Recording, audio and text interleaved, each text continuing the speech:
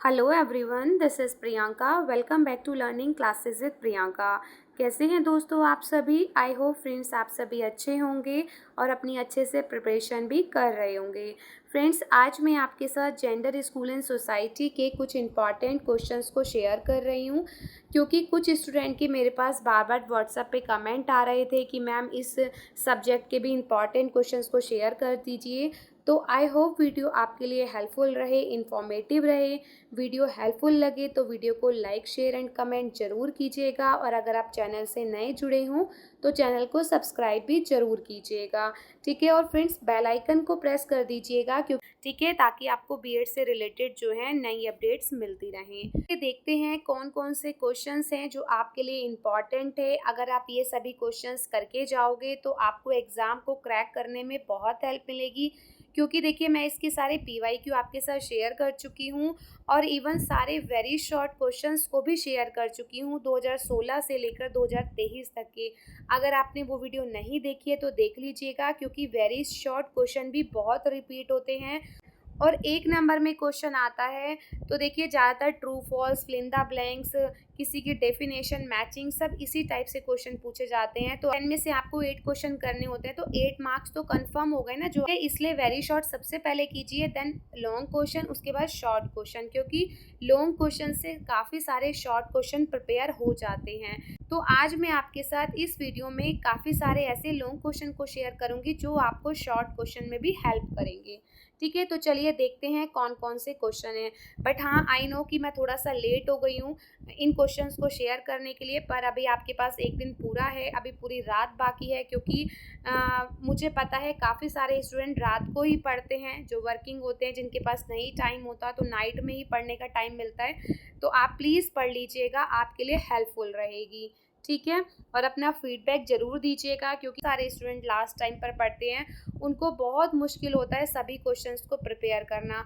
I know कि अगर आपके पास इंपॉर्टेंट क्वेश्चन होंगे तो आप इजीली जो है सब प्रिपरेशन कर सकते हैं। तो देखते हैं कौन कौन से क्वेश्चन इंपॉर्टेंट हैं। फर्स्ट है, explain the concept of sex, explain the difference between sex and gender.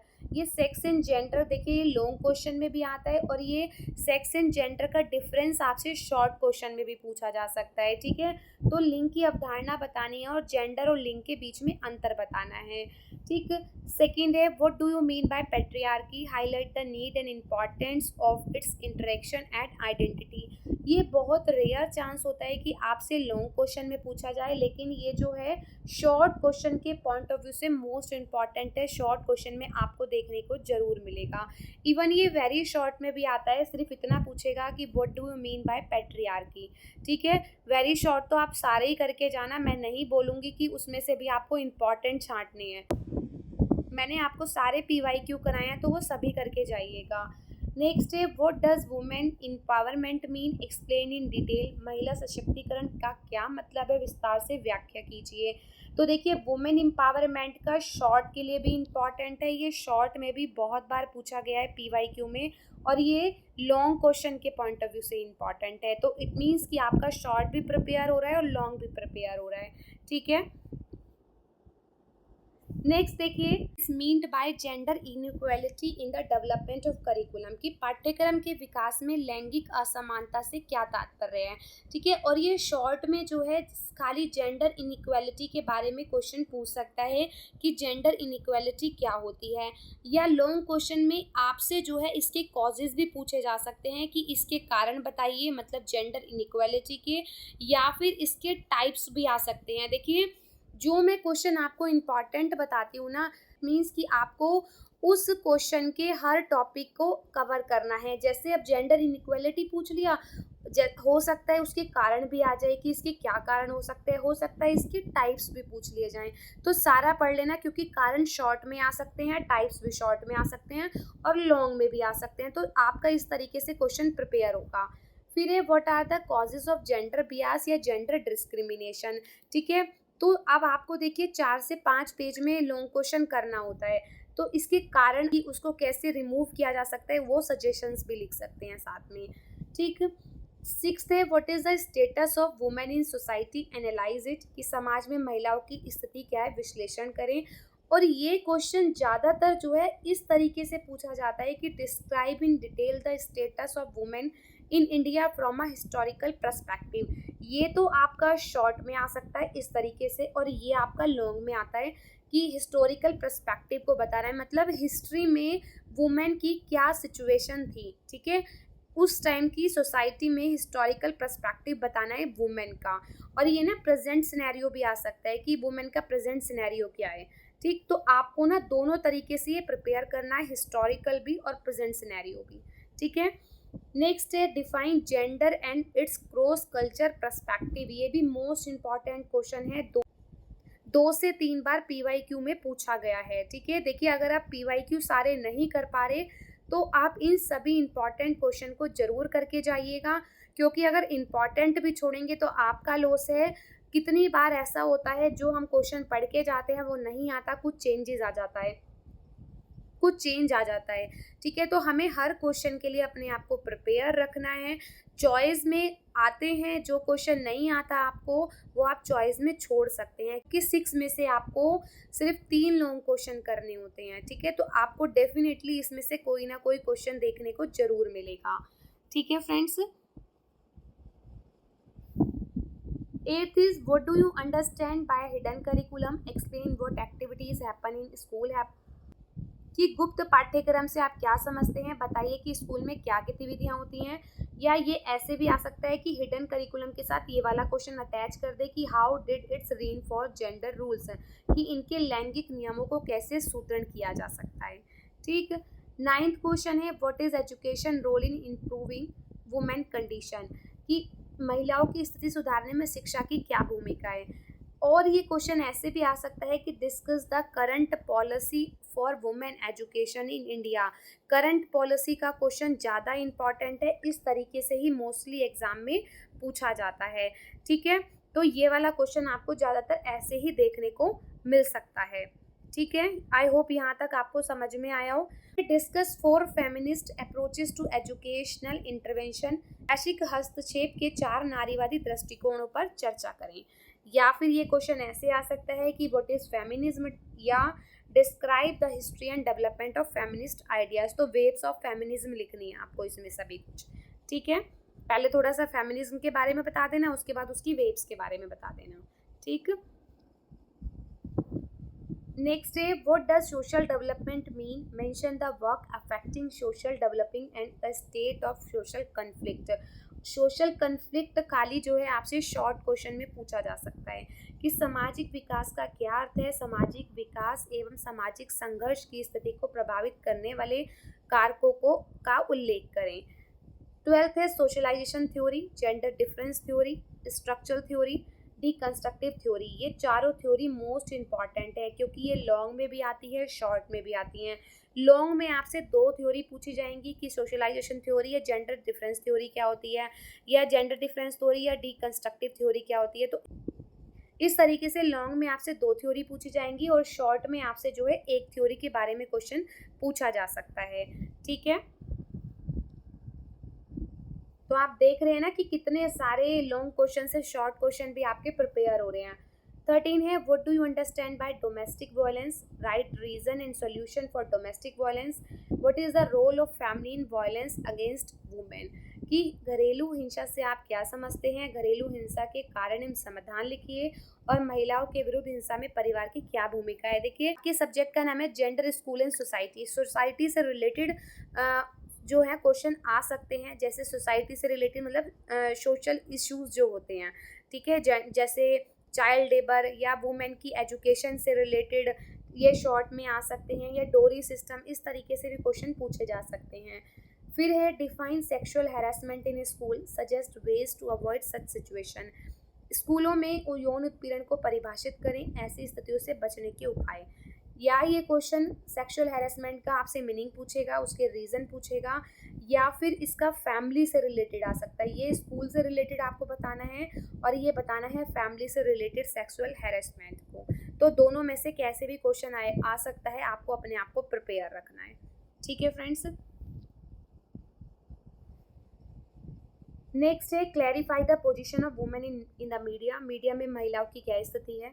फिर what is the role of print and electronic media in preventing violence, की हिंसा को रोकने में प्रिंट और इलेक्ट्रॉनिक मीडिया की क्या भूमिका है। ये शॉर्ट क्वेश्चन के पॉइंट ऑफ व्यू से भी इम्पॉर्टेंट है।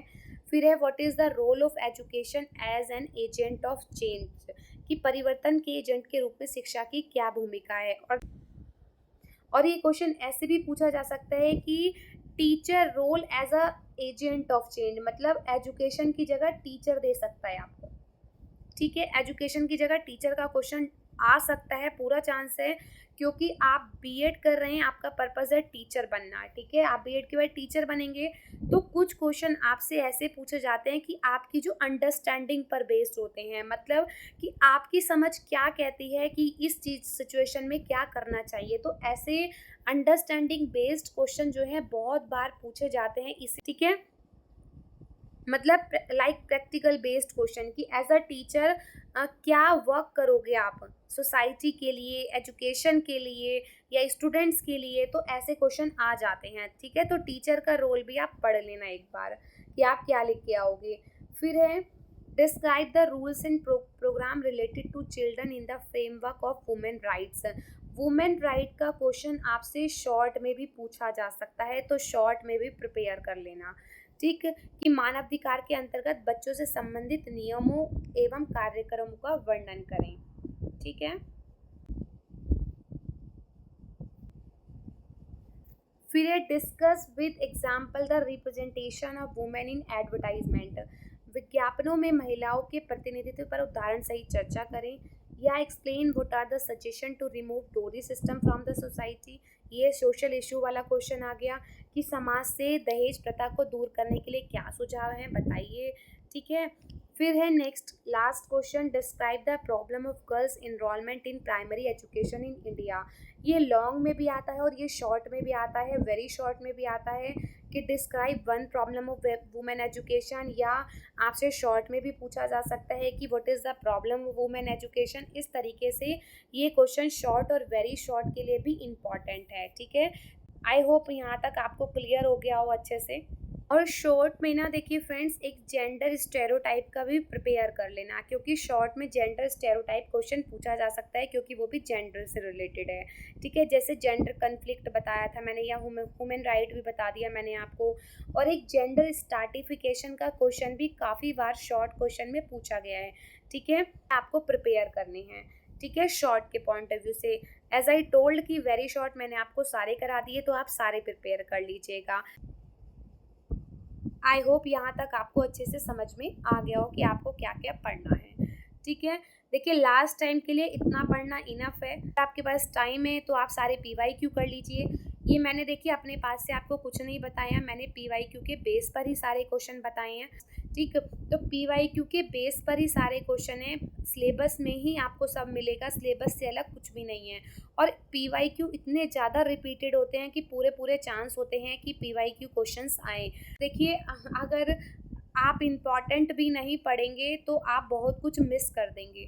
ठीक, तो प्लीज़ जाइए, सारे इम्पॉर्टेंट ज़रूर करके जाइएगा, आप बहुत हद तक एग्ज़ाम क्रैक कर लोगे। ठीक, कुछ क्वेश्चन आ सकते हैं जो आपको चेंज मिलेंगे, ऐसा नहीं है मेरे बताए हुए, क्योंकि मुझे पता है सबसे पहले स्टूडेंट का यही कमेंट आएगा कि मैम सिर्फ इतना ही पढ़ लें, बहुत है, 100% यही क्वेश्चन मिलेंगे ना। फ्रेंड्स देखिए, पेपर मैंने नहीं बनाया है, चांसेस होते हैं PYQ आए, जो क्वेश्चन अलग आएगा वो आप चॉइस में छोड़ दीजिएगा।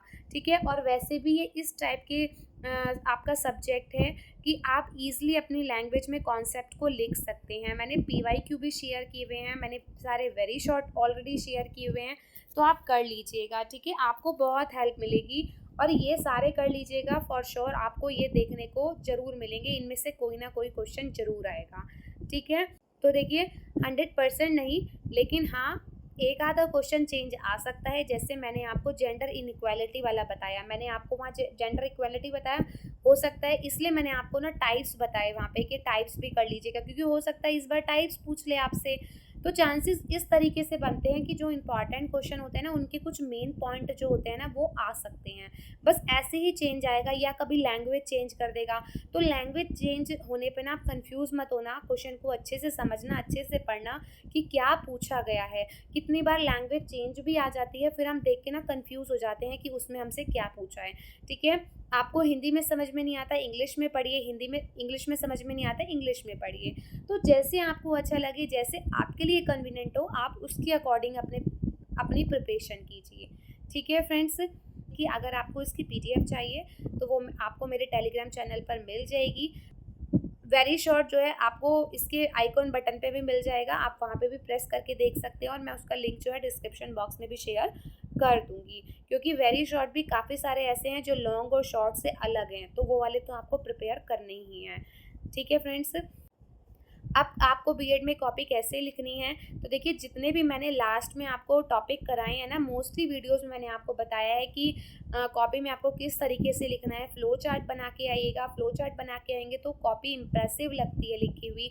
एग्जामिनर हमेशा अच्छे मार्क्स आपको देगा। और क्योंकि स्टूडेंट का ना ये कमेंट आता है इसके बाद कि मैम फ्लो चार्ट हम पेन से बनाएं या पेंसिल से बनाएं।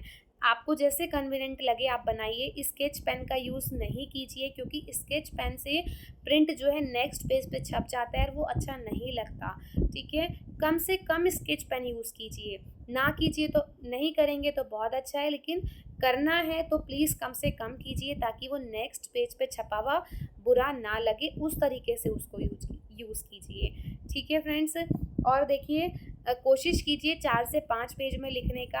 आप क्या कीजिएगा, डिपेंड ऑन क्वेश्चन, मैं किसी पर्टिकुलर पेज की बात नहीं कर रही हूँ कि पर्टिकुलर आपको 4 से 5 पेजेस में लिखना है। डिपेंड ऑन द क्वेश्चन कि क्या क्वेश्चन पूछा गया है। कुछ क्वेश्चन ऐसे होते हैं जो 4 से 5 पेज में ख़त्म हो जाते हैं किसी के आंसर, और कुछ क्वेश्चन के आंसर ऐसे होते हैं जो 5 से 6 पेज तक भी चले जाते हैं। ठीक है, तो सिर्फ क्वेश्चन पर डिपेंड करता है। ठीक है, पर्टिकुलर पेजेस की मैं बात नहीं कर रही हूँ। ठीक है फ्रेंड्स, आई होप वीडियो आपके लिए हेल्पफुल रही हो। वीडियो हेल्पफुल लगी तो वीडियो को लाइक शेयर एंड कमेंट जरूर कीजिएगा, और अगर आप चैनल से नए जुड़े हैं तो चैनल को सब्सक्राइब भी जरूर कीजिएगा। मिलते हैं अपनी नेक्स्ट क्लास में। Bye bye and take care. Thank you so much for connected with my channel. Bye bye.